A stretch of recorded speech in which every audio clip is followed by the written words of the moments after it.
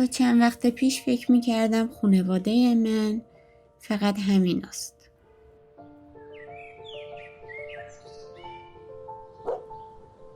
دو دختر طلاییم، نیلا و نبات، چند کبوتر که هر روز به باغ کوچیک من روی پشت بوم سر میزنن، خانوادم و دنیای کوچیکی که هر روز در اون زندگی میکنم. نبات 1 2 3. اما حالا عضو دیگه ای هم به خانوادم اضافه شده.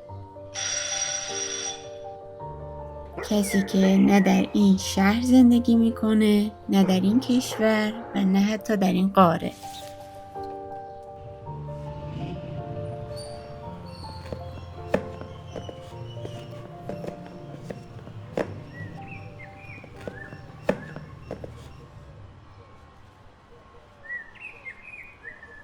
همیشه فکر میکردم عشق به طبیعت یعنی از چیزهایی مراقبت کنیم که نزدیکمونن. گلهای باغم، پرنده‌هایی که روی نرده ها میشینن، نیلا و نبات. اما شاید مراقبت فاصله نشناسه. شاید بتونیم دلبسته موجودی بشیم که هزاران کیلومتر از ما دورتر نفس میکشه.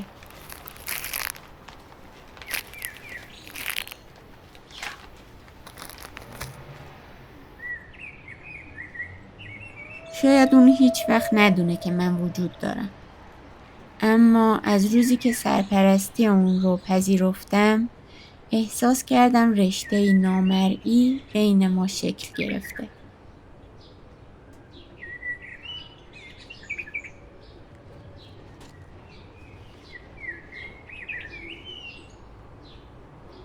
هر بار این دستبند رو نگاه میکنم یاد اون میافتم. نه به خاطر ارزشش، بلکه به خاطر چیزی که به من یادآوری میکنه. اینکه جایی بسیار دورتر از من زندگی اون در جریانه. توی این ویدیو میخوام براتون از یکی از اعضای جدید خانوادم تعریف کنم که کیلومترها با ما فاصله داره و یه جایی توی اقیانوس آرام داره زندگی میکنه. اسمش اوناست. یک اورکای ماده که در آبهای سرد نیمکره جنوبی زندگی میکنه. ما هیچ وقت همدیگر رو ملاقات نکردیم و نخواهیم کرد.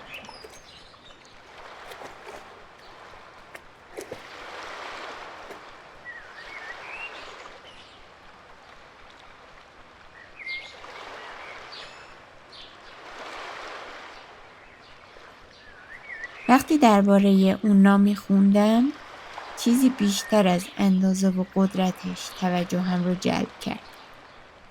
اورکاها خانواده هاشون رو ترک نمی کنند. اونها کنار مادرهاشون بزرگ میشن و صدای خانوادهشون رو یاد میگیرن. و سالها بعد همون صداها رو با خودشون حمل میکنن. هر خانواده زبان خودش رو داره. آواز خودش رو و خونه خودش رو.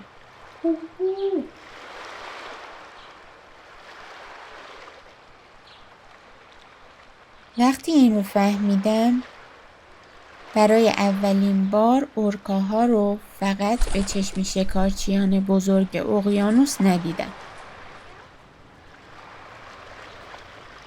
اونها هم خاطره دارند، هم خانه دارند و هم خانواده. و شاید همین باعث شد احساس کنم اونقدرها هم با ما متفاوت نیستن. چیزی که بیشتر از همه توجهم رو جلب کرد، زندگی خانوادگی اورکاها بود. ما معمولاً اونها رو به عنوان شکارچیان قدرتمند اقیانوس میشناسیم. اما چیزی که کمتر دربارشون میشنویم، نقش ماده هاست.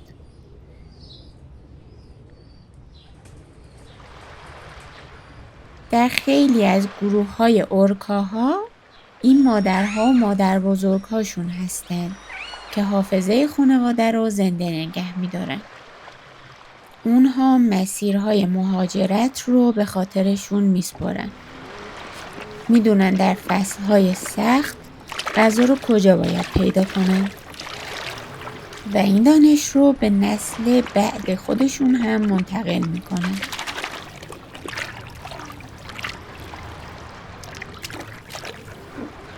هرچی بیشتر درباره اونا میخوندم بیشتر احساس میکردم که قدرت همیشه اون چیزی نیست که با صدا و سلطه خودش رو نشون بده.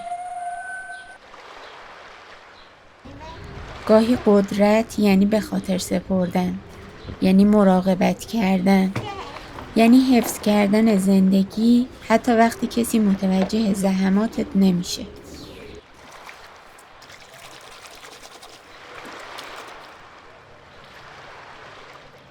شاید به همین دلیل این داستان برای من فقط درباره یک اورکا نیست. درباره زنانیه که خانواده ها رو با حافظه، تجربه و مراقبت سر پا نگه می دارن. زنهایی که اغلب تاریخ نامشون رو کمتر به خاطر میسپره، اما زندگی هر روز روی دانشی بنا میشه که اونها بی سر و صدا اون رو به نسل بعد از خودشون منتقل میکنن.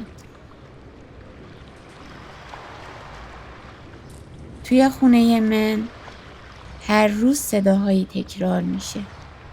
صدای قدم‌های نیلا، صدای قدم‌های نبات، هیجان دخترها وقتی مهمون به خونمون میاد، صدای بال زدن کبوترها. شاید خونه بیشتر از این که یه مکان باشه مجموعه‌ای از صداهایی باشه که دلت نمیخواد فراموششون کنی. هرچی بیشتر درباره اونا یاد گرفتم بیشتر فهمیدم که این داستان فقط درباره یک اورکا نیست. درباره خانواده است، درباره حافظه، درباره مراقبت و درباره موجوداتی که نسل به نسل راه زندگی رو به هم یاد میدن. من اینجام و اون اونجاست. بین ما هزاران کیلومتر فاصله است. اما هر دو زیر یک آسمون زندگی میکنیم و هر دو بخشی از همین سیاره‌ای هستیم که خونه مشترکمونه. شاید زندگی آروم فقط آهسته زندگی کردن نباشه. شاید زندگی آروم یعنی این رو به خاطر داشته باشیم که جهان خیلی بزرگتر از دنیای کوچیک روزمره ماست.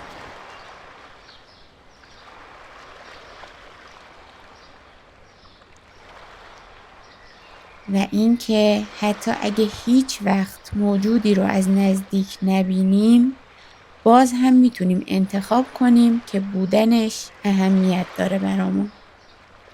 اما بعضی رابطه ها برای شناخته شدن شکل نمیگیرن. فقط برای مراقبت کردن و شاید این آرومترین نوع دوست داشتن باشه. شاید سهم من در اقیانوس خیلی کوچیک باشه، اما باور دارم اگه هر کدوم از ما مسئولیت کوچیکی رو برای مراقبت از این سیاره بپذیریم، اون سهم‌های کوچیک کنار هم بی اهمیت نخواهند بود. به همین دلیل تصمیم گرفتم اونا رو به خانواده کوچکم اضافه کنم. نه چون اون به من تعلق داره، بلکه چون ما هر دو به یک خانه بزرگتر تعلق داریم که همین زمینه.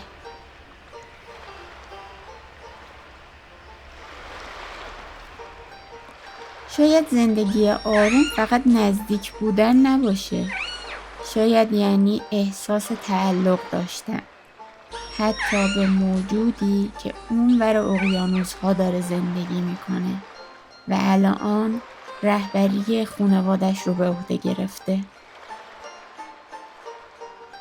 اگه شما هم میتونستید از یک موجود زنده در هر جای دنیا به صورت نمادین حمایت کنید، کدوم رو انتخاب میکردین؟ اگه براتون سوال شده که سرپرستی یک اورکا یعنی چی؟ یک سرپرستی نمادینه. راهی برای حمایت از پژوهش و حفاظت از اورکاهای آزاد در اقیانوس. در ازای این حمایت من این دستبند رو دریافت کردم و حالا میتونم مسیر اونا رو دنبال کنم و درباره زندگی اون و گروهش بیشتر یاد بگیرم.